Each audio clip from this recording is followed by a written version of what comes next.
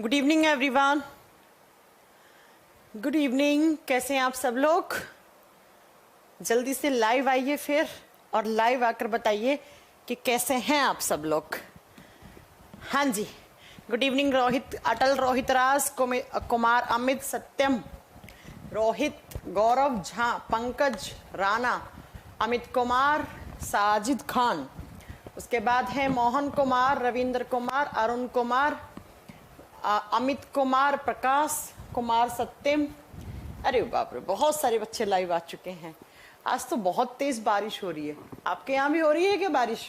हाँ, दिल्ली में तो इस साल इतनी बारिश हुई है कि हम लोग परेशान हो गए हैं अब इस बारिश से। रोज बारिश होती है इतनी तेज। ओके, राकेश कुमार के this is my live class. Okay, काना सुबह, गुड इवनिंग। बिहार में सूखा है। बिहार में सूखा? बिहार में तो बाढ़ आ रखी है, हमने तो ये सुना। रायपुर में भी बारिश हो रही है। आज दिल्ली में पिछले 3-4 दिन तो नहीं हुई थी, लेकिन आज फिर इतनी तेज बारिश हो गई। और जयपुर में तो बहुत बुरा हाल हो रखा है, हमने सुना है ना। चलो, बारिश की दुआ मांग रहे हैं। अच्छा, फिर अगर आप दुआ मांग रहे हैं बारिश होने के लिए, तो मैं यहाँ से भेज रही हूँ आपकी तरफ बहुत सारी बारिश। मजे करना। फिर हम लोग परेशान हो गए, हमारी क्लासेस डिस्टर्ब करती है बारिश। जब बारिश आती है ना, तो दिल्ली के मुखर्जी नगर वाले एरिया में इंटरनेट की बहुत प्रॉब्लम हो जाती है, तो मैं भेज देती हूँ यहाँ पर, है ना। अगर किसी के यहाँ सूखा है तो मैं आज बोलती हूँ भगवान को कि अच्छा, मैंने वैक्सीन लिया, आज वैक्सीन लगवाया आपने, आज कहते हैं बारिश हुई है। Rajesh Kumar good evening. Rishi Diwan good evening. उसके बाद हैं सत्यनजीत, गणपति कुमार, सबको गुड इवनिंग। मैम आप बहुत अच्छी लग रही हैं। अच्छा, अरे अच्छी लगने से याद आया, मैंने अपना 5 किलो वजन कम किया है, इसलिए अच्छी लग रही हूँ, है ना। आप लोगों का सुन के मैं परेशान हो गई थी, मैम आप मोटे हो गए, इसलिए बस मैंने डाइटिंग वाइटिंग स्टार्ट कर दी है। देख रहे हो, ये देखो, ये भी ली थी मैंने कुर्ती थोड़े दिन पहले, जो बहुत टाइट थी, लेकिन आप देखो कितनी ढीली कर ली मैंने इसे। चलो फिर क्लास स्टार्ट करते हैं आज की। शिवराज जी, नेट, अजमेर जी कह रहे हैं नेट नहीं चल रहा। नहीं, मेरा नेट चल रहा है, अभी तक बहुत अच्छे से चल रहा है। मैम यहाँ वजन बढ़ नहीं रहा है, आपका वजन नहीं बढ़ रहा है। मैं 4-5 ट्रिक बताऊं वजन बढ़ाने की? हाँ मैम आप वेट लूज कर रही हो? बिल्कुल कर रही हूँ मैं। चलो फिर आज की क्लास स्टार्ट करते हैं। अगर किसी का वजन नहीं बढ़ रहा है तो मैं बिल्कुल बढ़ाने की मैं ट्रिक बता सकती हूँ, लेकिन वजन घटाने की ट्रिक बहुत गंदी होते हैं। चलिए फिर आज की क्लास स्टार्ट करते हैं। वही जल्दी से आइए जोश के साथ। और अब रेगुलर मैं क्लास लूंगी 3-4 दिन। फिजिक्स की थोड़ा सा होगी ना, फिजिक्स तो कल हुई थी ना। हाँ, कल मेरी होगी आज मेरी है, और परसों फिजिक्स लगवाएंगे आपके बैच में, ठीक है। मैम टाइम चेंज हो गया क्या? टाइम तो मैंने आप लोगों को गैप करने के लिए दे दिया, कभी 5 से 6, कभी 6 से 7 ऐसे क्लास लेंगे, कोई प्रॉब्लम नहीं है। चलो फिर आज स्टार्ट करते हैं। और मैम मैंने भी अपना 2 किलो कम किया, बहुत बढ़िया भैया। चलो स्टार्ट करते हैं। हम पढ़ रहे थे डाइजेस्टिव सिस्टम, और डाइजेस्टिव सिस्टम को यार खत्म करते हैं अगले 2-3 क्लास में जल्दी से, है ना। बहुत दिन हो गए हैं इस चैप्टर को। डाइजेस्टिव सिस्टम, पाचन तंत्र। और डाइजेस्टिव सिस्टम में हमने क्या क्या पढ़ लिया था? माउथ कंप्लीट हो गया था, सलाइवरी ग्लैंड भी कंप्लीट हो गई थी। हम पढ़ रहे थे ईसोफेगस के बारे में। पहला माउथ तो हमने कंप्लीट कर लिया था। 2 नंबर पर हमारा ऑर्गन चल रहा था फूड पाइप। फूड पाइप जिसे हम क्या बोलते हैं? Oesophagus food pipe. और हिंदी में क्या बोलते हैं? भोजन नलिका या आहार नलिका, एक ही बात है। भोजन वाली नली जो भोजन को कहाँ ट्रांसफर करती है, याद है आपको? मैंने कहा था कि ऐसे आपके माउथ का जितना भी फूड होता है, ओ क्या बन रहा है आज, किसका मुंह बन रहा है? अगर मैंने आपको बताया था कि माउथ में जितना भी आपका फूड होता है, वो सारा का सारा फूड ऐसे आता है, और जिस पाइप के अंदर जाता है उसी पाइप को हम बोलते हैं ईसोफेगस। माउथ से जितना भी खाना आया है और वो जिस पाइप के अंदर जा रहा है, उस पाइप को बोलते हैं ईसोफेगस। कहाँ लेकर जाती है? तो ये आपके स्टमक में, आपके पेट में खाने को ट्रांसफर कर देती है, ठीक है। चलो आप जरा ध्यान से सुनिएगा। लास्ट क्लास में मैंने कहा था इस ईसोफेगस की अगर लेंथ पूछ ले आपसे कि इसकी लंबाई कितनी होती है, तो आपको बताना है 25 सेंटीमीटर, 25 सेंटीमीटर की होती है। फिर मैंने कहा था कि अगली क्लास में मैं ये बताऊंगी कि इसका काम होता है माउथ से, आपके मुंह में जो भी खाना था, जिसका डाइजेशन हो चुका है या जिसका नहीं हो चुका है, वो सारा खाना इससे होता हुआ कहाँ आता है? स्टमक में आता है। ये एक पाइप है और ये पाइप क्या करती है, जितना भी फूड आपके माउथ से आया है उस सारे को स्टमक में ट्रांसफर करने का, पेट में ट्रांसफर करने का काम करती है। लेकिन कैसे ट्रांसफर होता है वो मैं आपको बताऊंगी। मैंने ये कहा था कि वो कैसे ट्रांसफर होता है मैं आपको बताऊंगी। तो बच्चों एक्चुअली यहां से एग्जाम में एक क्वेश्चन आता है कि किस प्रोसेस के द्वारा, किस प्रक्रिया के द्वारा माउथ का फूड जो है वो आपके स्टमक में, पेट में ट्रांसफर हो जाता है। तो उस प्रोसेस को कहा जाता है पेरिस्टालसिस। उसे क्या कहा जाता है, पेरिस्टालसिस, और हिंदी में कहा जाता है क्रमाकुंचन प्रक्रिया। क्रमाकुंचन प्रक्रिया। अब ये पेरिस्टालसिस क्या होता है जो मुझे अभी बताना है वो सुनिएगा जरा। हाँ, कैसे आता है पेरिस्टालसिस मूवमेंट के थ्रू। बच्चों होता क्या है, मान लो जैसे ये एक पाइप है, ऐसे ही आपके गले में ये पाइप है 25 सेंटीमीटर का। इसमें क्या होता है, यहां से थोड़ा सा, मतलब मान लो यहां खाना आया, इस पाइप के सबसे पहले वाले किनारे पे आया, तो इस पाइप के अंदर यहां पर लगी हुई होती है मसल्स। अंदर की तरफ, इस अंदर की तरफ जो लाइनिंग होती है ना इस फूड पाइप के अंदर, यहां होती है मसल्स की लाइनिंग, मांसपेशियां यहां लगी हुई होती हैं आपकी मसल्स, मांसपेशियां लगी हुई होती हैं। और मांसपेशियों की एक प्रॉपर्टी होती है, इनकी क्या प्रॉपर्टी होती है, muscles contract relax, contract relax होती रहती हैं। एक बार मसल्स ऐसे अंदर की तरफ खिंचती हैं, फिर वापस ऐसे होती हैं, कॉन्ट्रैक्ट सिकुड़ती हैं और फिर रिलैक्स करती हैं, फिर कॉन्ट्रैक्ट होती हैं, फिर रिलैक्स होती हैं। तो जैसे ही खाना इस हिस्से पे आया तो यहां की मसल्स हैं वो ऐसे अंदर की तरफ ऐसे कॉन्ट्रैक्ट करेंगी, और जैसे ही कॉन्ट्रैक्ट करेंगी तो ये जो खाना है ये खिसक के यहां आ जाएगा। फिर ये मसल्स तो रिलैक्स करेंगी, यहां वाली कॉन्ट्रैक्ट करेंगी, यहां वाली सिकुड़ेंगी तो ये खाना और नीचे आएगा। फिर ये मसल्स रिलैक्स करेंगी, यहां की कॉन्ट्रैक्ट करेंगी तो ये खाना और नीचे आएगा। फिर ये मसल्स रिलैक्स करेंगी, ये कॉन्ट्रैक्ट करेंगी तो यहां आ जाएगा। इस तरीके से करते करते करते करते सारा खाना कहां आ जाएगा, आपके स्टमक में, आपके पेट में आ गया। तो इन मसल्स के कॉन्ट्रैक्शन और रिलैक्सेशन से, इनके सिकुड़न और स्थिलन से, एक बार सिकुड़ती है एक बार रिलैक्स करती हैं, तो सारा का सारा कहां खाना पहुंच जाता है, हमारे पेट में पहुंच जाता है। और इस प्रकार की जो प्रोसेस होती है इसे क्रमाकुंचन, इसे पेरिस्टालसिस कहा जाता है। तो एग्जाम में क्या क्वेश्चन बनेगा कि फूड पाइप के अंदर जो फूड होता है वो सारा का सारा किस प्रोसेस के थ्रू, किस प्रोसेस के थ्रू आपके पेट में पहुंचता है, तो आप क्या बताओगे, वो पेरिस्टालसिस के थ्रू, क्रमाकुंचन प्रक्रिया के द्वारा सारा का सारा खाना जो मुंह से आया है वो पेट में पहुंच जाता है। क्योंकि मसल्स होते हैं यहां पर, ये मांसपेशियों की लाइनिंग है, मसल्स की लाइनिंग होती है, मांसपेशियों की परत होती है, वो कॉन्ट्रैक्ट और रिलैक्स होती रहती है।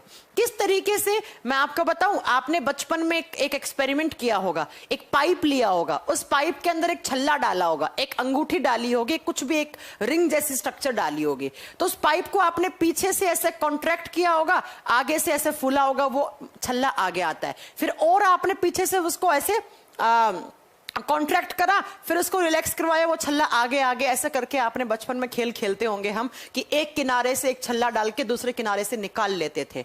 इसी तरीके से हमारे फूड पाइप में सारा का सारा जो खाना है वो पेट तक पहुंच जाता है। इस प्रोसेस को, इसे पेरिस्टालसिस, इसे क्रमाकुंचन कहा जाता है। नोट्स में गलती से वो प्रिंट होने में मिस्टेक हुई है, 5 सेंटीमीटर लिखा हुआ, 5 सेंटीमीटर नहीं, वो 25 सेंटीमीटर का लंबा एक पाइप होता है। कौन सा, जो आपका फूड पाइप है, भोजन नली है, उसकी लंबाई 25 सेंटीमीटर होती है, ये बात याद रखिएगा, है ना। बचपन में किया होगा ना ऐसा, एक पाइप के किनारे पे एक छल्ला डाल के आगे से पिंच करके फिर रिलैक्स करवा के ऐसे दूसरे किनारे पे आपने छल्ला डाला होगा। इसी प्रकार की प्रोसेस को पेरिस्टालसिस कहा जाता है। एक क्वेश्चन तो ये बनता है आपका एग्जाम में।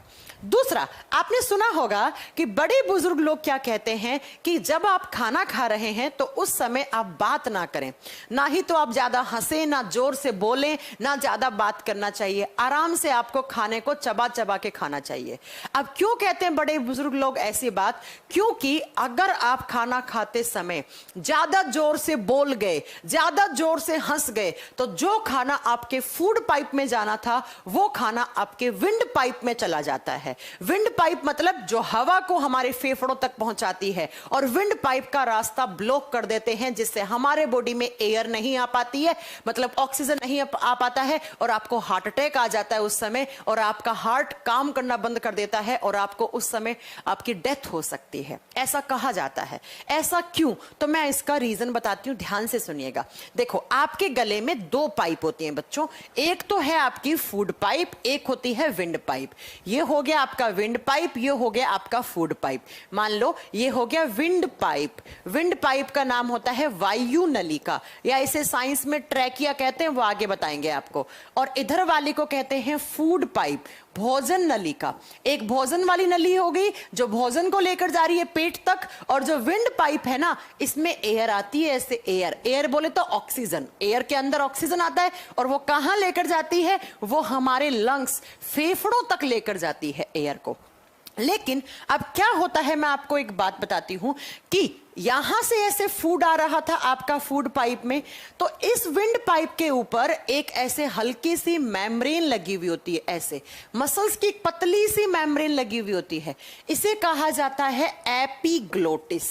इसे क्या कहा जाता है? एपिग्लोटिस। हिंदी में कहा जाता है घाटी का ढक्कन। एक ढक्कन होता है ना, जैसे हमारे घरों में ढक्कन होता है ना, या इसी का दूसरा नाम होता है स्विच, बटन। इसे बटन भी बोलते हैं। हमारे घरों में बटन होता है, आप ऑन ऑफ कर देते हो उससे।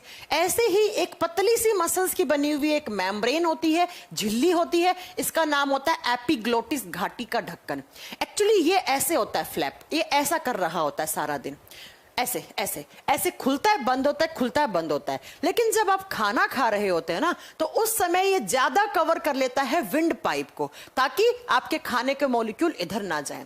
लेकिन कभी कभी आप जोर से खांस दिए, जोर से हंस दिए, जोर से बोल दिया, आपने किसी के ऊपर चिल्ला दिया, तो अगर आप चावल, स्पेशली जो लोग चावल खाते हैं ना, उनके लिए ज्यादा ये डेंजर सिचुएशन होती है। तो चावल वावल आ रहा था पीछे से माउथ से, तो ये चावल वगैरह ये ऐसे आ रहे थे। लेकिन अगर आप जोर से बोले किसी से, ऐसे है ना, बहुत चिल्ला के बोले, बहुत जोर से हंस दिए, तो यहां पर इस मेम्ब्रेन के ऊपर हल्का सा प्रेशर क्रिएट होता है, और ये मेम्ब्रेन इधर खिसक जाती है, ये एपिग्लोटिस इधर खिसक जाता है, और ये चावल के दाने यहां से होते हुए यहां चले जाते हैं बेटा। और यहां गए चावल के दाने, यहां फंस गए बेटा, ऐसे ऐसे चावल के दाने फंस जाएंगे। और यहां जैसे ही राइस के दाने जो हैं वो फंस गए, तो आपकी विंड पाइप ब्लॉक हो जाती है, बिल्कुल ब्लॉक। और जब ब्लॉक हो गई तो क्या नहीं आएगी इसमें? एयर नहीं आएगी। एयर का मतलब हवा, और हवा में क्या नहीं आएगा? ऑक्सीजन। और हमारे फेफड़ों तक क्या नहीं पहुंचेगा? ऑक्सीजन नहीं पहुंचेगा। और आपके बॉडी के अंदर सारा का सारा क्या हो जाता है? आप बताओगे, ऑक्सीजन की कमी हो जाती है, आपको हार्ट अटैक या आपके फेफड़े फेल हो जाते हैं, और इंसान की ऑन द स्पॉट डेथ हो जाती है। अगर उस समय कोई घर में आपको हॉस्पिटल वगैरह ले जाने वाला नहीं है, तो आपको हार्ट अटैक जैसी भी बीमारी हो सकती है उस समय, और आपकी डेथ हो सकती है। इसीलिए कहते हैं कि खाना खाते समय ना किसी से ज्यादा बात करनी चाहिए, ना हंसना चाहिए, आराम से अपना खाना खाइए, खाने पे कंसंट्रेट करिए, खाना खाकर बात करें।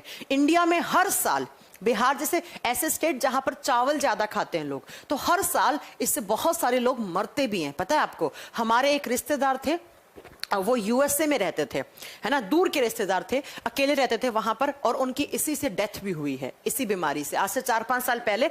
अब वो अकेले रहते थे वहां पर, कोई संभालने वाला था नहीं, वो किसी से फोन पे बात कर रहे थे अपने क्लाइंट वगैरह से, तो गुस्सा हो गए होंगे उस समय, तो बहुत जोर से बोल दिया, और राइस खा रहे थे, और उनका राइस विंड पाइप में फंस गया, और उनकी ऑन द स्पॉट वहीं पर डेथ हो गई थी। तो याद रखिएगा, वो देखो डीके पटेल कह रहे हैं मैम मेरे रिलेशन में ऐसा हुआ है, मैंने भी कहा मेरे रिश्तेदारों में भी ऐसा हुआ है। ऐसा होता है बेटा, ठीक है? तो ऐसा अगर होता है किसी के साथ आपके घर में, तो आप क्या करो, जोर से उसको थोड़ा सा ऐसा ऐसे हेड डाउन करवाना, सर नीचे करना, और यहां पर ऐसे थप्पी मारना जोर जोर से। अगर ऐसा हो जाए, भगवान ना करे कभी ऐसा हो, लेकिन अगर कभी ऐसा होता है तो ऐसे जोर से थप्पियां मारना बहुत ज्यादा, और उसको बोलना लंबी लंबी सांसें लो, और उसे पानी पिलाना। तो हो सकता है वो बच भी जाए, लेकिन उस समय आपके पास कोई होना चाहिए इंसान, नहीं होगा तो फिर इंसान की डेथ भी हो जाती है।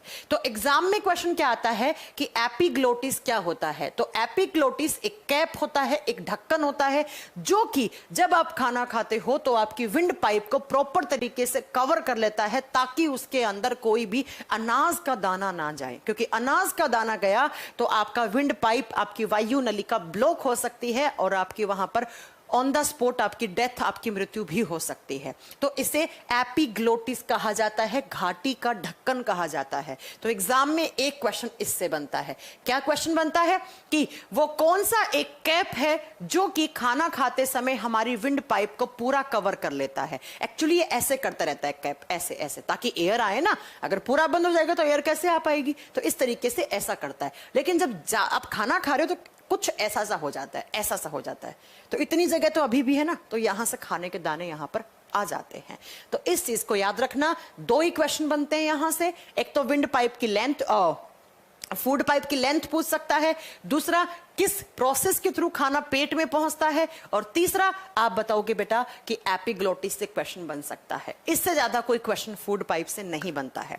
तो आपका एपिग्लोटिस इधर रह गया, और यहां से अगर आप सही खाना खा रहे हैं तो इस हिस्से से होता हुआ खाना आपके पेट तक पहुंच जाता है। तो अब सारा का सारा खाना कहां आ चुका है आपका, ऐसे होता हुआ आपके स्टमक में आ चुका है, आपके पेट में आ चुका है। तो पहला ऑर्गन माउथ था, माउथ के बाद दूसरा आपने ईसोफेगस पढ़ा, और आपको एक बात बता दूं, ईसोफेगस में कोई भी फूड का डाइजेशन नहीं होता है।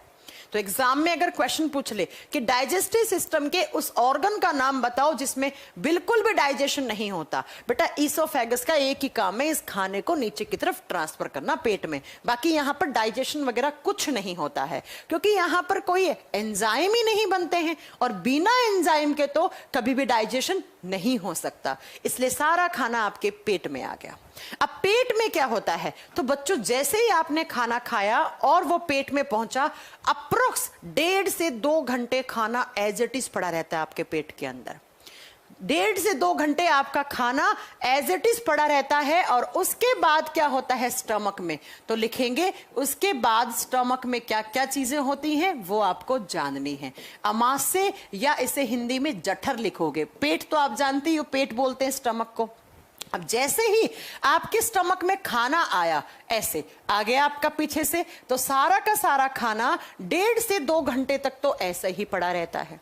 एक एग्जाम में क्वेश्चन आता है कि जो स्टमक है उसका शेप किस लेटर के जैसा होता है, इसका आकार कैसा होता है, तो ये जे शेप का होता है। कुछ ऐसा सा होता है आपका स्टमक, ऐसे ऐसे आप जे बनाते हो ना, तो कुछ ऐसा सा होता है, तो जे आकार का होता है। 1.5 से 2 घंटे खाना ऐसा का ऐसा पड़ा है आपके स्टमक में। एग्जाम में क्वेश्चन आता है कि टोटल कितने घंटे के लिए खाना हमारे पेट में रहता है, 3 से 4 घंटे के लिए रहता है। अब आप कहोगे मैम आप तो कह रही है 1 से 1.5 घंटे, 1 से 1.5 घंटे तो एज इट इज पड़ा है, कुछ नहीं होगा, और बाद में 1 से 1.5 घंटा डाइजेशन होने में भी लग जाते हैं। बाद में यहां से एंजाइम निकलते हैं और वो उसको, जो भी खाना आया है उसको पचाने का काम करते हैं। तो याद रखिएगा कि 1 से 1.5 घंटे तो ऐसा ही पड़ा है खाना, उसके बाद पेट में आपका क्या होता है, डाइजेशन स्टार्ट होता है, और डाइजेशन होने तक टोटल आपके पेट में 3 से 4 घंटे तक खाना पड़ा रहता है। 3 से 4 घंटे तक आपके पेट में खाना रहता है। एग्जाम में एक क्वेश्चन कैसे आएगा कि डाइजेस्टिव सिस्टम के किस ऑर्गन में सबसे अधिक समय के लिए खाना पड़ा रहता है, तो बताओगे पेट में। पेट में पड़ा हुआ होता है बेटा 3-4 घंटे तक। अब बात करते हैं, पेट जो होता है ना वो 3 हिस्सों में बटा हुआ होता है। आपके स्टमक के 3 हिस्से होते हैं, स्टमक पेट के 3 हिस्से होते हैं। ऊपर से फूड पाइप है, फूड पाइप से तो खाना आया है, ये क्या है आपका, ये ऐसे आपका फूड पाइप से आपका खाना आ रहा है। तो फूड पाइप से जस्ट नीचे वाला हिस्सा होता है, इसे कहा जाता है कार्डिया। ये हमारे पेट का कौन सा पार्ट है आप बताओगे, इसे कार्डिया कहा जाता है। तो स्टमक का पहला पार्ट कहलाता है कार्डिया, कार्डिया। और फिर ये जो बीच वाला हिस्सा होता है इसे कहा जाता है फंडस। ये हमारे पेट का कौन सा हिस्सा माना जाता है? फंडस हिस्सा माना जाता है। जो आपका आगे निकलता है ना पेट, वो फंडस ही निकलता है। और फिर यहां से आपकी स्मॉल इंटेस्टाइन ऐसे शुरू हो जाती है, ऐसे ऐसे। तो जो स्मॉल इंटेस्टाइन से जुड़े वाला हिस्सा होता है इसे कहा जाता है पाइलोरिस। इसे पाइलोरिस कहा जाता है। पाइलोरिस लिखिएगा, इसे कहा जाता है पाइलोरिस। और बच्चों यहां पे ये जो स्मॉल इंटेस्टाइन और पेट जहां पे खत्म हो रहा है, यहां पर एक वाल्व होता है, ऐसे ऐसे एक वाल्व होता है। आप सोच रहे होंगे कि मैम पेट का खाना सीधा स्मॉल इंटेस्टाइन में क्यों नहीं चला जाता? अरे भाई साहब, पेट और स्मॉल इंटेस्टाइन के बीच में एक वाल्व होता है। वाल्व का मतलब होता है कपाट, दरवाजा। जैसे दरवाजा बंद कर दिया तो कोई बाहर नहीं जा सकता, ऐसे ही जैसे ही पेट में खाना आ जाता है तो तुरंत ये वाल्व यहां पर है, इसकी क्लोजिंग हो जाती है, ये बंद हो जाता है। और इस वाल्व को क्या कहा जाता है बेटा? इस वाल्व को कहा जाता है, आप बताओगे, इसे पाइलोरिक वोल्व कहा जाता है। इसे पाइलोरिक वोल्व कहा जाता है। पाइलोरिक वाल्व, हिंदी में बोलते हैं पाइलोरिक कपाट। पाइलोरिक कपाट, कपाट का मतलब होता है दरवाजा, दरवाजा है ना, वैसे ही इसे कहा जाता है पाइलोरिक वोल्व। इसे पाइलोरिक वोल्व कहा जाता है। तो हमारा पेट कुछ 3 हिस्सों में इस तरीके से बटा हुआ होता है, कुछ ये कार्डिया, ये वाला पेट फंडस, ये वाला पाइलोरिक। जैसे ही पेट में खाना आया वो स्मॉल इंटेस्टाइन में सीधा ना चला जाए, इसलिए ये पाइलोरिक वॉल्व बंद हो जाता है, ये बंद हो जाता है। ये दरवाजा है, बंद हो गया तो खाना नीचे की तरफ जाएगा नहीं। अब क्या होगा कि 1-1.5 घंटे तक यहां पर खाना पड़ा है, तो अब आपका ब्रेन सिग्नल भेजेगा स्टमक के पास। ब्रेन अपने न्यूरॉन के थ्रू सिग्नल भेजेगा पेट के पास और बोलेगा, पेट अब तुम अपने एंजाइम बनाओ। और एंजाइम बनाने का मतलब है तुम अपना जूस बनाकर खाने के अंदर डाल दो। किसे बोलेगा? स्टमक को। तो पेट में अंदर की तरफ यहां पर कुछ होती हैं लाइनिंग। लाइनिंग का मतलब होता है परत, ऐसे परत होती हैं। और इन परतों के अंदर होती हैं ऐसी सेल्स जो जूस बनाती हैं। कौन सा जूस? तो आप बताओगे, स्टमक के अंदर बनता है गैस्ट्रिक जूस। यहां पर जो लाइनिंग होती है, इन लाइनिंग के अंदर जो ग्लैंड्स होती हैं, इन्हें गैस्ट्रिक ग्लैंड्स कहा जाता है। गैस्ट्रिक ग्लैंड्स, जठर ग्रंथियां। तो बच्चों एग्जाम में क्या क्वेश्चन आता है? एग्जाम में क्वेश्चन आता है कि हमारे पेट के किस हिस्से में गैस्ट्रिक ग्लैंड प्रेजेंट होते हैं। विपुल कुमार कह रहे हैं कि मैम पाइलोरिक वॉल्व का काम क्या होता है? बेटा अगर ये वॉल्व नहीं होगा तो पेट में खाना ठहरेगा ही नहीं, सीधा स्मॉल इंटेस्टाइन में, छोटी आंत में चला जाएगा। और मैं एक बात बताऊं आपको, जब आप खाने के साथ खाना, जैसे आप कुछ लोगों की आदत होती है खाना खाते समय पानी पीते हैं, खाना खाते ही तुरंत पानी पीते हैं, तो क्या होगा कि उस ये जो है ना, ये पाइलोरिक वॉल्व, इसके अंदर से अगर बहुत ज्यादा पानी वानी अगर आप पी लेते हो खाना खाते ही, तो ये पाइलोरिक वॉल्व डैमेज भी हो सकता है आपका, ये खराब भी होने लग जाता है एक साथ खाना खाने और पानी के साथ। और एक खाना खाने के साथ या खाना खाने के बाद पानी इसलिए नहीं पीना चाहिए क्योंकि एंजाइम का सिक्रेशन कम हो जाता है, जिससे आपके डाइजेस्टिव सिस्टम में कुछ बीमारियां भी पनप जाती हैं। ठीक है, तो पाइलोरिक वॉल्व का काम होता है बेटा, अगर ये वॉल्व नहीं होगा तो ये खाना नीचे की तरफ स्मॉल इंटेस्टाइन में चला जाएगा, सीधा का सीधा, पेट में रुकेगा ही नहीं। और पेट में रुकेगा नहीं तो पेट में डाइजेशन भी नहीं होगा। तो याद रखिएगा कि हमारे पेट में अंदर की तरफ ऐसे लाइनिंग होती है, एक परत होती है जिसके अंदर ऐसी सेल्स होती हैं जो जूस बनाती हैं। उन सारी की सारी लाइनिंग के अंदर जो ग्लैंड्स होती हैं उन्हें गैस्ट्रिक ग्लैंड्स कहते हैं। तो एग्जाम में क्या क्वेश्चन आता है कि गैस्ट्रिक ग्लैंड्स कहां होती हैं, तो आप क्या बता दोगे? गैस्ट्रिक ग्लैंड्स कहां होती है? गैस कहां होता है आपको गैस पेट में ही तो होता है, सिर में थोड़ी होता है ना। तो गैस्ट्रिक ग्लैंड्स कहां होती हैं? पेट में होती हैं, जठर ग्रंथियां। और ये जठर ग्रंथियां क्या करती हैं, जैसे ही इन्हें ब्रेन सिग्नल देता है 1-1.5 घंटे के बाद, तो ये लगातार बनाती हैं गैस्ट्रिक जूस। ये क्या बनाती हैं? गैस्ट्रिक जूस बनाती हैं। इसे हिंदी में कहा जाता है जठर रस। तो एग्जाम में या तो पूछेगा कि जठर रस कहां बनता है या जठर ग्रंथियां कहां होती हैं। तो इस तरीके से आपको मैम खाना खाते समय पानी नहीं पीने पर कुछ भी तो आने लगती है, क्या आने लग जाती है, कुछ क्या बोल रहे हैं आप नीरज, मुझे समझ में नहीं आया। थोड़ा बहुत पानी पी भी सकते हो, कोई प्रॉब्लम नहीं है ना। मैम पेट खराब होता है तो पेट में खाना 2-3 घंटे तक, अरे बताएंगे आगे। वो डायरिया होता है, लूज मोशंस होते हैं, दस्त लगता है, तो वो अलग बात होती है, बताएंगे उसको आगे, ठीक है। तो पेट के अंदर जो ग्लैंड्स होती हैं उन्हें गैस्ट्रिक ग्लैंड्स या जठर ग्रंथियां बोलते हैं। और जठर ग्रंथियां क्या बनाती हैं, एक जूस बनाती हैं जिसे आप गैस्ट्रिक जूस या जठर रस कहते हैं। अब इस गैस्ट्रिक जूस के अंदर क्या क्या होता है, पानी होता है, लेकिन मेन यहां पर एंजाइम्स की बात कर रहे हैं हम, है ना। मेन हम एंजाइम की बात करेंगे। गैस्ट्रिक ग्लैंड के अंदर 2 टाइप की सेल्स होती हैं। ये जो गैस्ट्रिक ग्लैंड है जहां से गैस्ट्रिक जूस बनता है, तो इस गैस्ट्रिक जूस को बनाने के लिए 2 टाइप की सेल्स होती हैं। ये बहुत अच्छा यहाँ पे कॉन्सेप्ट है, इसको ध्यान से सुन लीजिएगा। एक कह रहे हिचकी क्यों आती है, आगे बताएंगे। पहली होती हैं ऑक्जेंटिक सेल्स। हमारे पेट में 2 टाइप की सेल्स होती हैं, ऑक्जेंटिक सेल्स बोलो या पेराइटल सेल्स बोलो। इन्हें ऑक्जेंटिक सेल्स बोलो या इन्हें हम पेराइटल सेल्स बोलते हैं। और दूसरी होती है बेटा चीफ सेल्स या पेप्टिक सेल्स। हिंदी में कोई अलग नाम नहीं है, सेम नाम होते हैं हिंदी में। तो लिखिएगा जरा, इसे हिंदी में बोलेंगे ऑक्जेनेटिक सेल्स, ऑक्जेनेटिक कोशिकाएं। पेट में जो जठर ग्रंथियां होती हैं उसमें 2 टाइप की सेल्स होती हैं, ऑक्जेंटिक कोशिकाएं और चीफ सेल्स को बोलते हैं मुख्य कोशिकाएं या पेप्टिक कोशिकाएं। मुख्य लिखो या पेप्टिक कोशिकाएं बोलते हैं। तो ये 2 टाइप की सेल्स हैं आपके पेट के अंदर। अब ये दोनों सेल्स अलग अलग हैं तो ऑब्वियस सी बात है ये अलग अलग चीजें ही बनाते हैं, ठीक है। क्या क्या, तो ये ऑक्जेंटिक सेल्स क्या बनाती हैं बेटा, ये एक एसिड बनाती हैं, ये एक अम्ल बनाती हैं, और उस अम्ल का नाम आप सब जानते हो। ये क्या बनाती हैं, ये एक एसिड बनाती हैं। कौन सा एसिड बनाती हैं, उसका नाम होता है हाइड्रोक्लोरिक एसिड, और इसे कहा जाता है पेट वाली एसिड, क्योंकि ये पेट के अंदर है। हाइड्रोक्लोरिक एसिड, ठीक है। हमारी पेट के अंदर जो गैस्ट्रिक ग्लैंड्स होती हैं उसमें 2 टाइप की सेल्स होती हैं, एक होती है ऑक्जेंटिक सेल्स, उन्हीं का दूसरा नाम होता है पेराइटल सेल्स। एक दूसरी होती है चीफ सेल्स या पेप्टिक सेल्स। ऑक्जेंटिक सेल्स ने बना दिया एक एसिड, कौन सा एसिड, हाइड्रोक्लोरिक अम्ल, और ये जो सेल्स है ये 2 टाइप के एंजाइम बनाती हैं। पहला एंजाइम होता है पेप्सिन एंजाइम।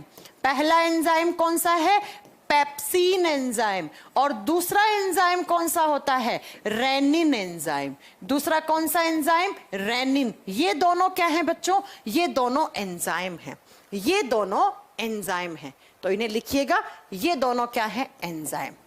अब सुनो क्या, HCl, यहां से HCl आ रहा है, HCl प्लस ये दोनों एंजाइम और कुछ मात्रा में क्या होता है, पानी वगैरह होता है, और कुछ चिपचिपा सा पदार्थ निकलता है जिसे आप म्यूकस या श्लेष्मा कहते हो। इन सारी चीज का जो मिक्सर बन गया है इसी को बोलते हैं हम गैस्ट्रिक जूस। इन सारी चीजों का जो मिक्सर बना है इसी को तो हम क्या बोलते हैं, गैस्ट्रिक जूस या जठर रस बोलते हैं। तो एग्जाम में क्या क्वेश्चन आता है, श्लेष्मा को इंग्लिश में बेटा म्यूकस कहते हैं, म्यूकस मैंने पढ़ाया है पीछे, कि इन सारी चीजों के मिक्सचर को एक एसिड हो गया, 2 एंजाइम हो गए, पेप्सिन, रेनिन, कुछ मात्रा में पानी, और श्लेष्मा म्यूकस जो चिपचिपा पदार्थ है। जो आप ये अगर चिपचिपा पदार्थ नहीं होगा ना तो आप जो खाना खाते हो ना वो अंदर पेट में ऐसे चिपकने लग जाएगा पेट की दीवारों के साथ, और सोचिए आप फिर तो पेट की दीवारों के अंदर पेंटिंग होती जाएगी और बहुत सारा खाना चिपक जाएगा। तो याद रखिएगा ये चिपचिपाहट जरूरी है खाने में। जो हमारे लार से भी कुछ जाता है, चिपचिपाहट अंदर आपके पेट के अंदर जाता है, ये हमारा खाना कहीं पर भी डाइजेस्टिव ट्रैक में खाने को चिपकने नहीं देता है। ये म्यूकस, ये श्लेष्मा, इन सारी चीजों के मिक्सर को ही तो हम क्या बोलते हैं, गैस्ट्रिक जूस, जठर रस बोलते हैं। अब एग्जाम में क्वेश्चन कैसे आता है कि दो ही क्वेश्चन ज्यादा मेन है एग्जाम में, सुनिए क्या क्या। पहला क्वेश्चन है कि गैस्ट्रिक जूस में कौन सा एसिड है, कौन सा एसिड, HCl। दूसरा क्वेश्चन, गैस्ट्रिक जूस में कौन कौन से एंजाइम होते हैं, pepsin enzyme and rennin enzyme, pepsin enzyme and rennin enzyme. तो इस बात को यहां तक याद रखिए। अब हमें इस HCl के बारे में पढ़ना है, क्या करता है ये एसिड हमारे पेट में, फिर ये दो एंजाइम क्या काम करते हैं, पेप्सिन और रेनिन। ये गैस्ट्रिक जूस बनाया, पेट ने बनाया, बनाकर जो खाना आया पीछे से उसके अंदर डाल दिया गैस्ट्रिक जूस। अब ये खाना हो गया इस जूस के साथ मिक्स, कौन से जूस के साथ, गैस्ट्रिक जूस के साथ मिक्स। और उस खाने के अंदर आप जानते हैं कार्बोहाइड्रेट्स हैं, प्रोटीन्स हैं, लिपिड्स हैं, सब कुछ है। तो सबसे पहले ये HCl क्या करेगा, ये HCl उस खाने में ऐसे ढूंढेगा कि भैया बाहर से कोई बैक्टीरिया वगैरह तो नहीं आया है, बाहर से खाने के अंदर कोई जर्म्स तो नहीं आ गए, कोई कीटाणु तो नहीं आ गए। खाना खाने से पहले आप हैंड वॉश नहीं करोगे तो आपके हाथों में कीटाणु विटाणु लगे हुए होते हैं, और वही कीटाणु आपके खाने से होते हुए आपके पेट तक पहुंच जाते हैं। तो ये एसिड सबसे पहले तो ढूंढेगा, किसे ढूंढेगा कि भैया अगर बाहर से कोई जर्म्स आए हैं, कोई जर्म्स आए हैं या कोई माइक्रोब्स आए हैं, जैसे कोई बैक्टीरिया वगैरह, आपने कोई कीटाणु कोई जीवाणु खाया है खाने के साथ, उसे मारेगा, कीटाणु जीवाणु को मारेगा। क्या करेगा, उसे मार देगा। सबसे पहला काम तो इसका काम क्या होता है, टू किल जर्म्स या टू किल बैक्टीरियाज या टू किल माइक्रो ऑर्गेनिजम्स। अगर आपने कोई खाने के साथ खाया है तो पहला काम इसका ये हो गया। दूसरा काम, इसी एसिड की वजह से होती है आपको एसिडिटी। एसिडिटी का मतलब होता है अम्लता, अम्लता, एसिड। आप जानते हैं बेटा, आपने इतना केमिस्ट्री में शायद पढ़ा होगा, नहीं पढ़ा होगा तो बस ध्यान से सुन लीजिए। एसिड की पीएच वैल्यू 7 से कम होती है ना। आपके पेट के अंदर एक एसिड है HCl, हाइड्रोक्लोरिक एसिड। अगर ये सही मात्रा में बन रहा है तब तो भैया, मतलब जितना इंसान के अंदर बनना चाहिए उतना बन रहा है, तब तो ठीक है कि चलो ठीक है, आपका भी पेट ठीक है, मेरा भी पेट ठीक है, सबका पेट ठीक है। लेकिन मान लो आप अपने दोस्त की शादी में गए, वहां अच्छा अच्छा खाना बना हुआ है, बहुत बढ़िया बढ़िया पकवान बना हुआ है, और आपका कंट्रोल नहीं हुआ, आपने बहुत सारा खाना खा लिया, आपकी ओवर ईटिंग हो गई।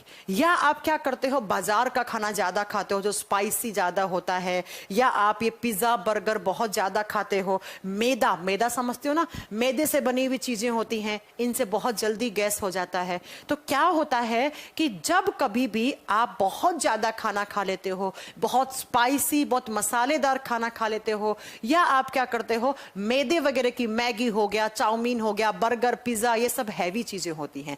अगर इनको आपने ज्यादा मात्रा में खा लिया है तो जितना ज्यादा खाओगे उतना ज्यादा आपको ये HCl सिक्रीट होगा आपके बॉडी में।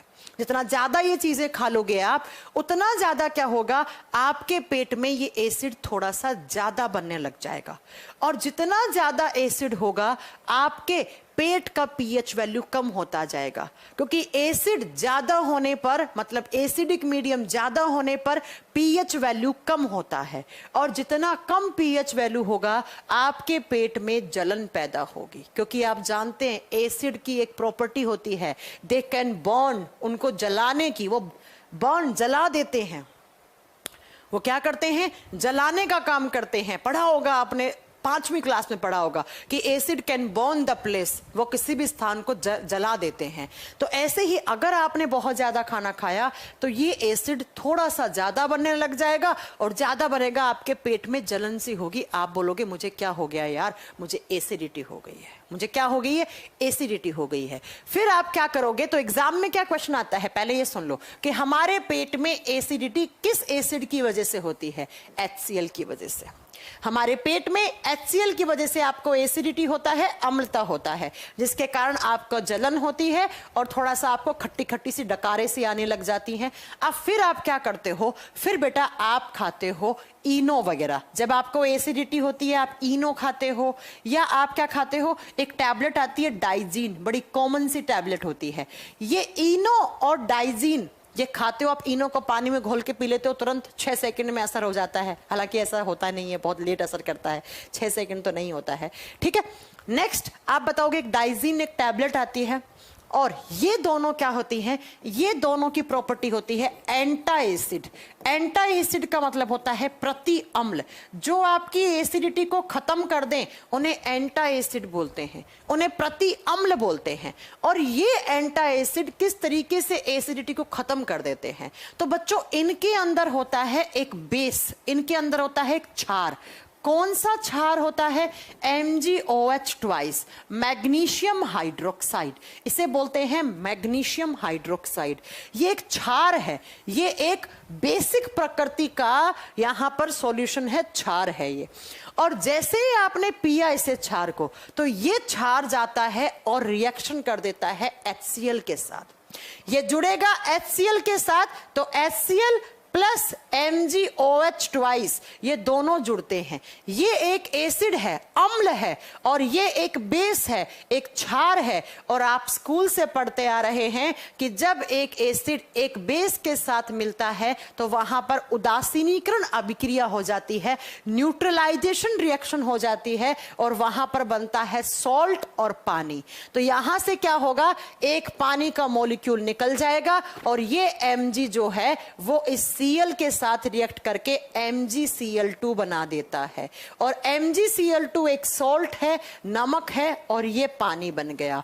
तो अब देखो आपके पेट में एसिड था, इसी एसिड की वजह से आपको एसिडिटी हो रही थी, लेकिन आपने इनो पिया, डाइजीन खाया, तो आपने बेस लिया, मैग्नीशियम हाइड्रोक्साइड लिया, और ये बेस है, क्षार है। तो इस क्षार ने इस एसिड के प्रभाव को कम कर दिया, क्योंकि यहां सोल्ट बन गया। और जैसे ही ये नमक और पानी बनेगा, आपकी एसिडिटी ठीक हो जाएगी, आपकी पेट में जो जलन है वो जलन ठीक हो जाएगी। इसीलिए इन्हें एंटा एसिड बोलते हैं, इन्हें प्रति अम्ल बोलते हैं। जो एसिडिटी को खत्म करे वो एंटा एसिड कहलाते हैं। तो इस तरीके से आपको इनो और डाइजीन खाने से आपको आराम मिल जाता है एसिडिटी से।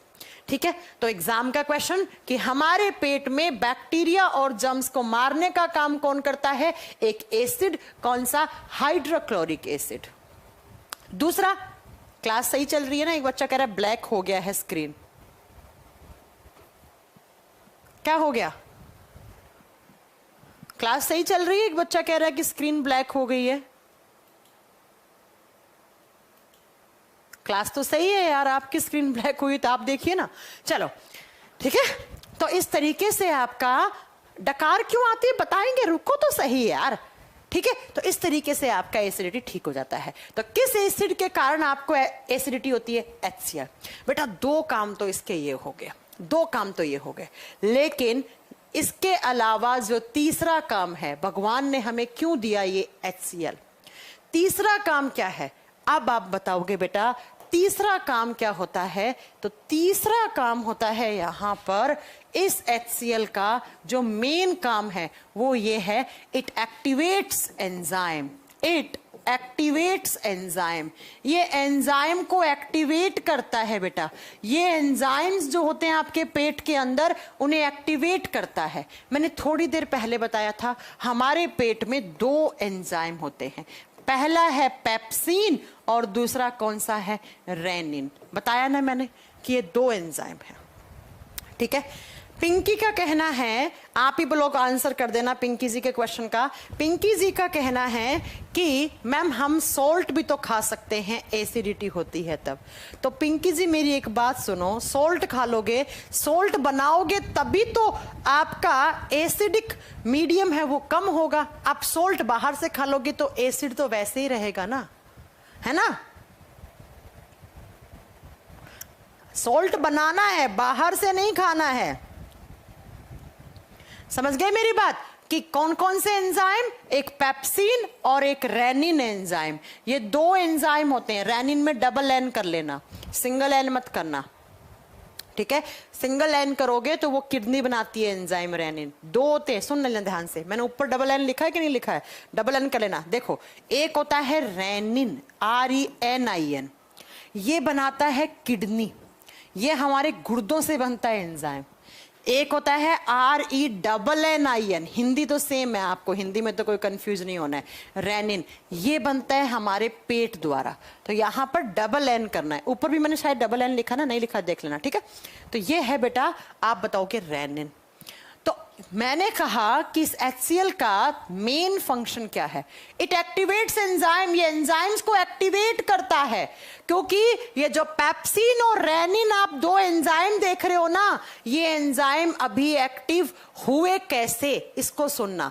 ये पेप्सिन पहले किस फॉर्म में होता है? जब तक इसे HCl नहीं मिला तब से ये पेप्सिन होता है पेप्सिनोजन की फॉर्म में। किसकी फॉर्म में? पेप्सिनोजन की फॉर्म में। पेप्सिन पहले से होता है पेप्सिनोजन की फॉर्म में जब तक उसे HCl नहीं मिलता है, और रेनिन होता है प्रोरेनिन की फॉर्म में, प्रोरेनिन की फॉर्म में। पेप्सिनोजन, प्रोरेनिन, ये दोनों क्या हैं? ये नॉन एक्टिव फॉर्म है, ये नॉन एक्टिव फॉर्म है, ये एक्टिवेट नहीं है। एंजाइम तो है लेकिन ये काम करने लायक नहीं है। जैसे आप बोलते हो ना, मेरा फेसबुक अकाउंट मैंने डीएक्टिवेट कर दिया, अकाउंट तो है लेकिन मैं उसको काम में नहीं ले रहा हूं। ऐसे ही हमारे पेट में दो एंजाइम तो निकलते हैं गैस्ट्रिक ग्लैंड से, लेकिन बेटा ये पहले से डीएक्टिवेटेड होते हैं, ये एक्टिव नहीं है। अगर इन्हें इनसे काम करवाना है, इनसे डाइजेशन करवाना है, तो पहले इसे एक्टिवेट करो। और ये कहते हैं हम तब एक्टिव होंगे जब हमारे पास क्या आएगा? HCl आएगा। ये कहेगा कि हम तब एक्टिव होंगे जब हमारे पास HCl आएगा। और जैसे पेप्सिनोजन को क्या मिलता है बेटा? HCl मिलता है। HCl बोले तो इसे कैसा मीडियम मिल गया? एसिडिक मीडियम मिल गया, इसे अम्लीय माध्यम मिल गया। और ये पेप्सिनोजन HCl की प्रेजेंस में पेप्सिन में बदल जाता है, और पेप्सिन है एक्टिव फॉर्म किसकी? पेप्सिनोजन की। दूसरा, ये जो प्रोरेनिन है, इसको आपने जैसे ही HCl दिया, इसे अम्लीय माध्यम दे दिया HCl की उपस्थिति में, ये प्रोरेनिन डीएक्टिवेटेड था, ये एक्टिव नहीं था। और जैसे ही इसको HCl मिला तो क्या मिल गया? रेनिन की फॉर्म में बदल गया। ये रेनिन एक्टिव है। तो मैं क्या कहना चाह रही हूं कि हमारे पेट में जो दो एंजाइम थे, कौन कौन से? पेप्सिनोजन, प्रोरेनिन, ये दोनों डीएक्टिवेटेड फॉर्म में थे तो सही, लेकिन ये पाचन नहीं करवा सकते थे, ये डाइजेशन नहीं करवा सकते थे। तो इनको एक्टिव करवाने के लिए आपको क्या देना पड़ेगा? Acidic medium. बोले तो इन्हें एक एसिड चाहिए। कौन सा एसिड? HCl। और जैसे ही इन दोनों को HCl मिलता है तो जो पेप्सिनोजन है वो किसकी फॉर्म में बदल जाता है? पेप्सिन की फॉर्म में। और जो प्रोरेनिन है वो रेनिन की फॉर्म में बदल जाता है। अब ये कहते हैं भैया लाओ खाना, हम पचाएंगे, अब हम हो गए एक्टिव। तो याद रखना, भगवान ने पेट में ये एसिड क्यों दी है? ताकि ये दोनों एंजाइम्स एक्टिवेट हों। डीएक्टिवेट का मतलब होता है बेटा कि जैसे कोई चीज है लेकिन वो फंक्शनिंग नहीं है, उसे डीएक्टिवेट बोलते हैं, उसे अक्रिय बोलते हैं, ठीक है, इसे बोलते हैं अक्रिय। डीएक्टिवेट का मतलब ये होता है अजीत कुमार कि कोई चीज है लेकिन वो काम करने लायक नहीं है, इनको एक्टिव करना है। इनको एक्टिवेट करा जैसे ही तो यहां से पेप्सिन बना, यहां से रेनिन बना। अब ये दोनों हो गए बहुत ज्यादा एक्टिवेट। ये पेप्सिन क्या करेगा? जो आपके पेट से खाना आया था उस खाने में जितनी भी प्रोटीन थी ना बेटा, अब प्रोटीन के लिए आप क्या क्या खाते हो? आप दाल खाते हो, सोयाबीन खाते हो, मशरूम खाते हो, पनीर खाते हो, नॉनवेज खाते हो, मछली खाते हो, इन सब से प्रोटीन मिलता है भरपूर मात्रा में। तो इन सारी चीजों को पकड़ता है। जितना भी आपने प्रोटीन वाले न्यूट्रिएंट्स लिए हैं, उन सारे के सारे प्रोटीन वाले न्यूट्रिएंट्स को डाइजेशन कर देता है। कौन? आप बताओगे बेटा? पेप्सिन। प्रोटीन के ऊपर पेप्सिन अटैक करता है। अटैक का मतलब है इसका ब्रेकडाउन करता है प्रोटीन को, और प्रोटीन को छोटे छोटे छोटे पार्ट में तोड़ देता है। और वो छोटे छोटे पार्ट क्या कहलाते हैं? या तो पेप्टोन्स क्या कहलाएंगे या पेप्टाइड कहलाएंगे। प्रोटीन एक बड़ा सा मॉलिक्यूल था, इसको तोड़ा ऐसे किसने? पेप्सिन एंजाइम ने, और छोटे मॉलिक्यूल में टूट गया। और छोटे कौन से? पेप्टोन्स और पेप्टाइड में। तो एग्जाम का क्वेश्चन क्या है, सुन लीजिएगा ध्यान से, ये कमेंट में कुछ नहीं पड़ा है, ठीक है। एग्जाम में क्या क्वेश्चन आता है, एग्जाम में पहला क्वेश्चन, प्रोटीन का डाइजेशन सबसे पहले किस अंग में हुआ? क्या पढ़ रहे हो, स्टमक। क्या इससे पहले कहीं प्रोटीन का डाइजेशन हुआ है? नहीं। प्रोटीन का डाइजेशन किसने किया? पेप्सिन एंजाइम ने सबसे पहले किया। किस में बदल दिया, पेप्टोन्स या पेप्टाइड्स में बदल दिया। लेकिन याद रखना कि ये प्रोटीन का कंप्लीट डाइजेशन नहीं है, अभी कंप्लीट नहीं है, ये पार्शियल डाइजेशन है, ये आंशिक तौर पर है। तो मैम पूरा कहां होगा, पूरा होगा छोटी आंत में आगे। ये आंशिक तौर पे पाचन हुआ है, पूरा नहीं हुआ है बच्चों, इस बात को याद रखिएगा। बस प्रोटीन का डाइजेशन स्टार्ट हो गया ये मान लो। जैसे कार्बोहाइड्रेट का आधा अधूरा हुआ था कहां, माउथ में, वैसे प्रोटीन का आधा अधूरा हमारे पेट में हो जाता है। और बीपीएससी का एग्जाम का क्वेश्चन है, कितना आसान क्वेश्चन है ना। दूसरा आप बताओगे अगला क्वेश्चन क्या आता है। अगला क्वेश्चन नेक्स्ट आता है कि जितनी भी आपने दूध पी है, आप कुछ लोग होते हैं जो दूध पीते हैं, कुछ नहीं पीते हैं दूध, बच्चे सर्वाधिक मात्रा में पीते हैं दूध, है ना। तो दूध के अंदर होती है एक प्रोटीन बच्चों। कौन सी प्रोटीन होती है दूध में? दूध में होती है केसीन प्रोटीन। कौन सी प्रोटीन? Casein protein. तो ये भी तो प्रोटीन है, इसका भी तो डाइजेशन करवाना पड़ेगा। तो एग्जाम में क्वेश्चन आता है कि दूध के अंदर कौन सी प्रोटीन पाई जाती है, तो आप क्या बताओगे? दूध के अंदर होती है केसीन प्रोटीन।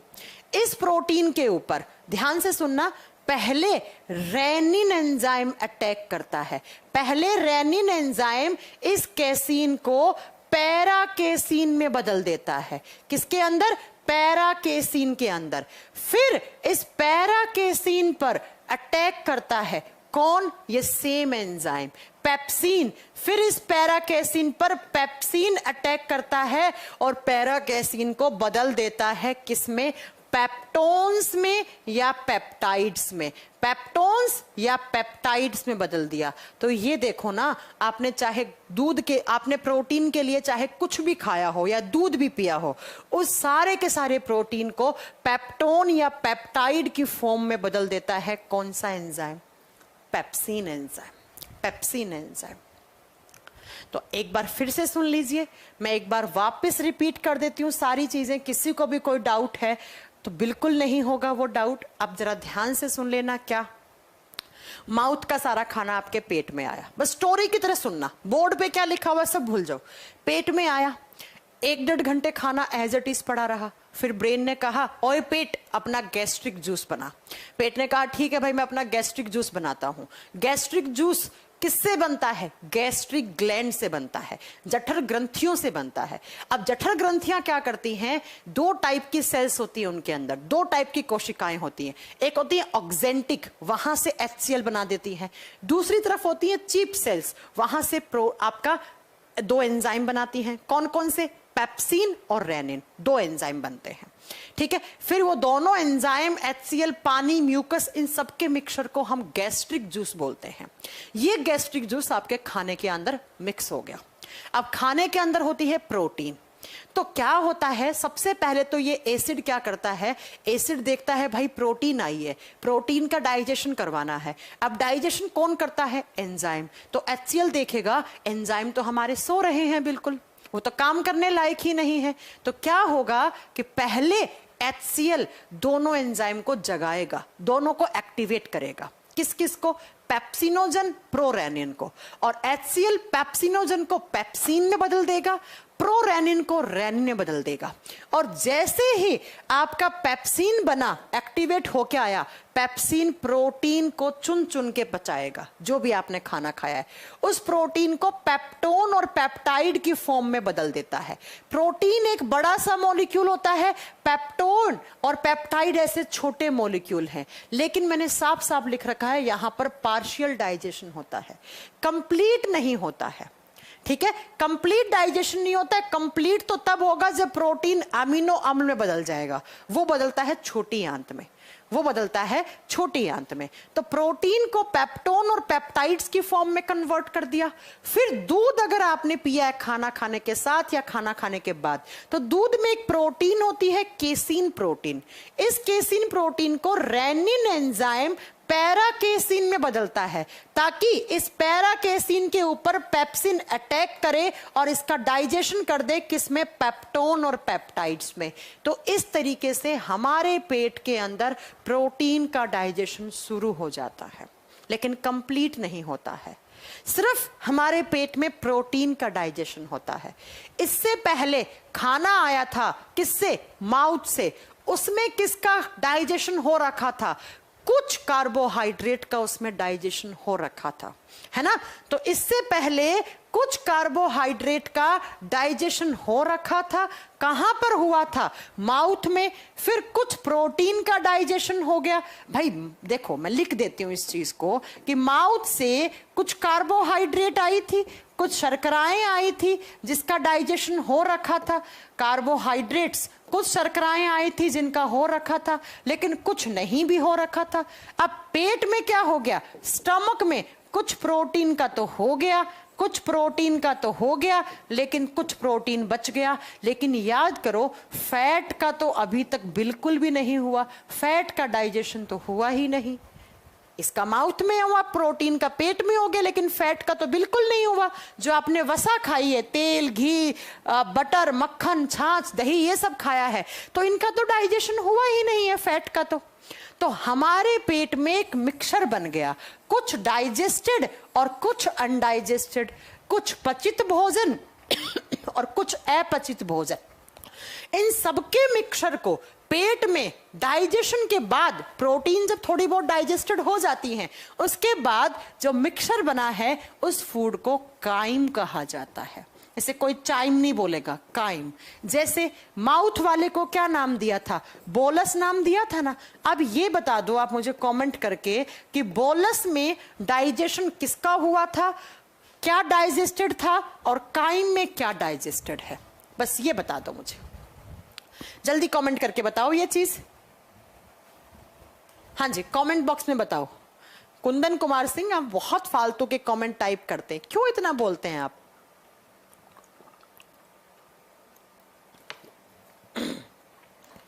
बेटा, ग्रंथि और आमाशय पेट को कहते हैं, ग्रंथि ग्लैंड होती हैं। चलो बताओ। यस किश्वर, बिल्कुल सही आंसर दिया। अरे भैया, माउथ में फूड था वो बोलस था, और माउथ वाली में सिर्फ किसका डाइजेशन हुआ था? शर्कराओं का। और किसका नहीं हुआ था? प्रोटीन और वसा का। जबकि काइम में कुछ तो पीछे से आई शर्करा और कुछ प्रोटीन का डाइजेशन हो गया। ये कुछ हुआ है, पार्शियल हुआ है, पूरा नहीं हुआ है, लेकिन फैट का तो बिल्कुल भी नहीं हुआ, फैट का बिल्कुल भी नहीं हुआ। तो ये पेट में भोजन पचने के बाद काइम कहलाता है, माउथ में भोजन पचने के बाद बोलस कहलाता है, बोलस कहलाता है। बात समझ में आ गई आपको मेरी? सबने सही आंसर दिया है, ठीक है। अब बच्चे, आपने देखा होगा छोटा बच्चा क्या पीता है? दूध पीता है, खाना कम खाता है। तो बच्चे में दूध को पचाने के लिए कौन सा एंजाइम चाहिए? रेनिन। तो एक क्वेश्चन आता है, बच्चों में सर्वाधिक मात्रा में कौन सा एंजाइम बनता है? तो आप बताओगे बच्चों में सर्वाधिक मात्रा में कौन सा एंजाइम बनता है? रेनिन एंजाइम ज्यादा बनता है। बच्चों के अंदर सबसे ज्यादा कौन सा एंजाइम बनता है? RENN लगाना, ठीक है, सिंगल एन नहीं होगा बेटा, रेनिन। पिंकी डबल एन लगाओ। रेनिन एंजाइम बच्चों में सर्वाधिक मात्रा में पाया जाता है। जब आप छोटे बच्चे थे, आप दूध पीते थे, आप में रेनिन ज्यादा बनता था। फिर धीरे धीरे आपने दूध पीना बंद कर दिया, तो आपके बॉडी में रेनिन का सिक्रेशन कम हो जाता है बेटा, है ना। आपने देखा होगा छोटे बच्चे आपके घर में हैं तो आप दूध पिलाते हो, कभी कभी वो उल्टी कर देते हैं, तो क्या होता है? वो दूध हल्का सा जमा हुआ सा बाहर आता है ना, वो होता है बेटा, देखो, जब रेनिन एंजाइम क्या करता है, कैसीन को किस में बदल देता है?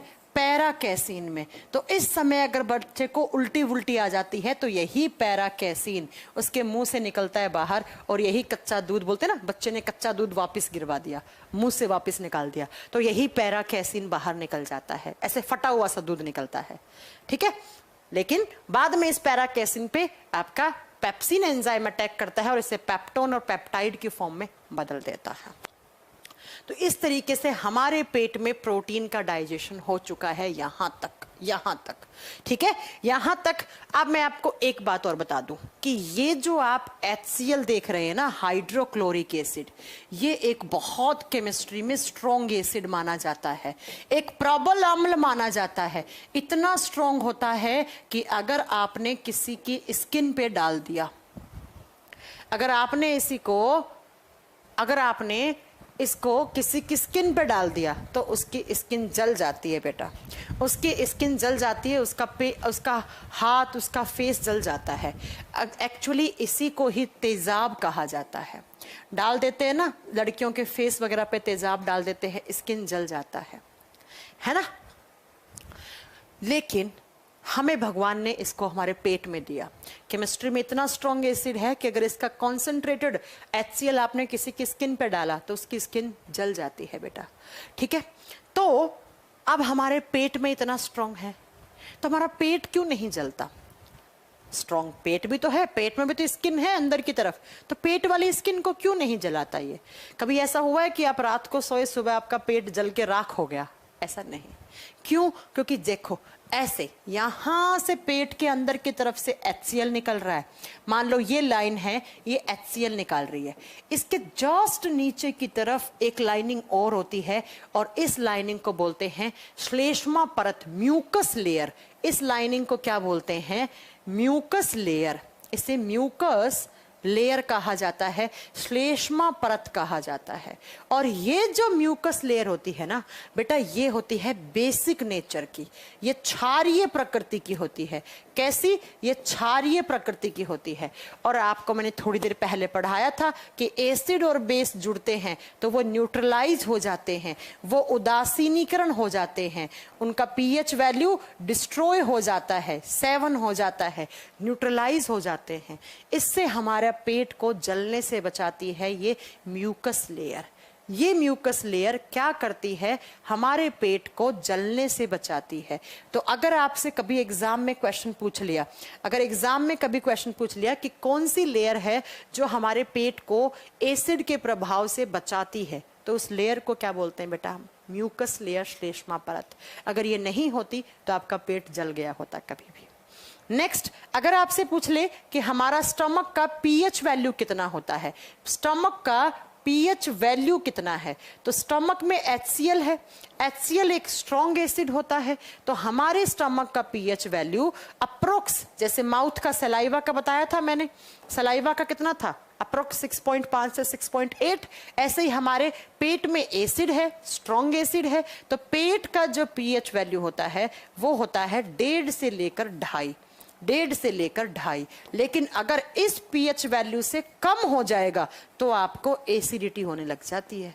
कम हुआ इसका मतलब ये बताओ क्या ज्यादा निकला? एसिड। और एसिड ज्यादा निकलेगा तो पेट में जलन होगी, उसी जलन को तो आप क्या बोलते हैं? एसिडिटी बोलते हैं, है ना।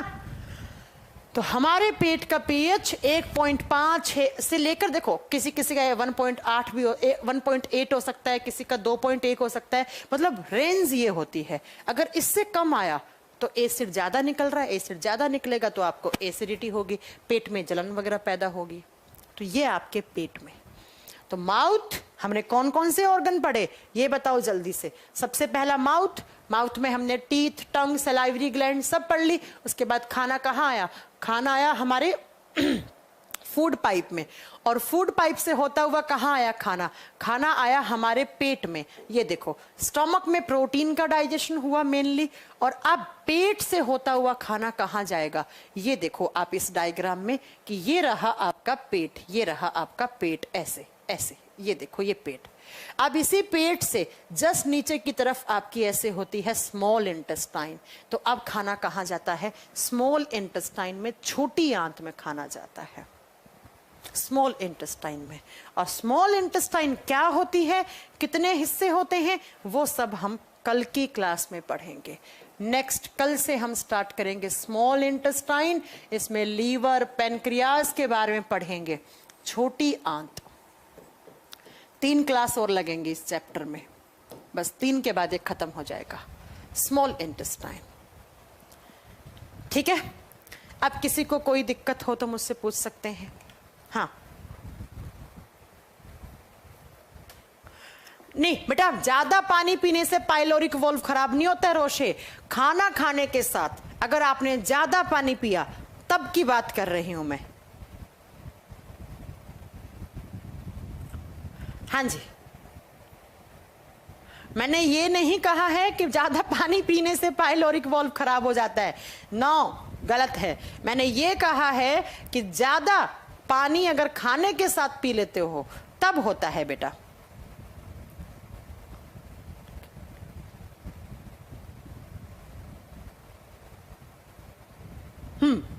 चलो फिर स्टडी लिखें। आज 5 स्टडी लिखाई जाए। चलो लिखेगा स्टडी। आप याद दिलवा दिए आज जूही जी, थैंक यू जूही। सबसे पहला लिखोगे स्टडी ऑफ डिजीज, पैथोलॉजी। पहली स्टडी लिखोगे पैथोलॉजी। पैथोलॉजी जल्दी से लिखेंगे। किसके बारे में? जब आप बीमारियों के बारे में, सारी की सारी बीमारियां, डिजीज कैसे होती हैं बीमारियां, किसका क्या पैथोजन होता है, किसकी वजह से हुई है कौन सी बीमारी, उसके बारे में जब आप स्टडी करते हो, रोग के बारे में, रोगों के बारे में अध्ययन करना पैथोलॉजी कहलाता है। किसके बारे में? रोगों के बारे में अध्ययन करना पैथोलॉजी कहलाता है। नेक्स्ट आप लिखोगे अगली लिखो आप टेक्सोनोमी। टेक्सोनोमी जो याद आ रही है वो लिखवा दे रही हूं। Taxonomy to study about classification, किस तरीके से सभी जीव जंतुओं को अलग अलग जगतों में बांटा गया, वर्गीकरण, उस वर्गीकरण के बारे में अध्ययन करना आप बताओगे टेक्सोनोमी कहलाता है। नेक्स्ट आप बताओगे अगला किसके बारे में? अगला कौन कौन सी लिखवा दी थी, अब मुझे कैसे याद रहेगा। हाँ, सपना देवी बताइए आपका क्या डाउट है? क्या डाउट है सपना देवी, पूछ लीजिए मुझसे।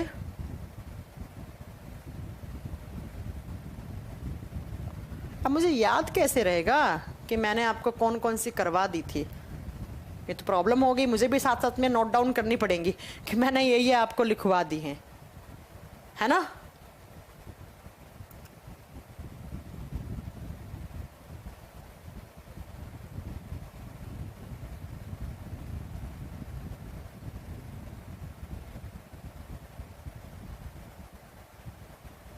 स्टमक से रिलेटेड क्वेश्चन पूछिए, क्या क्वेश्चन है आपके?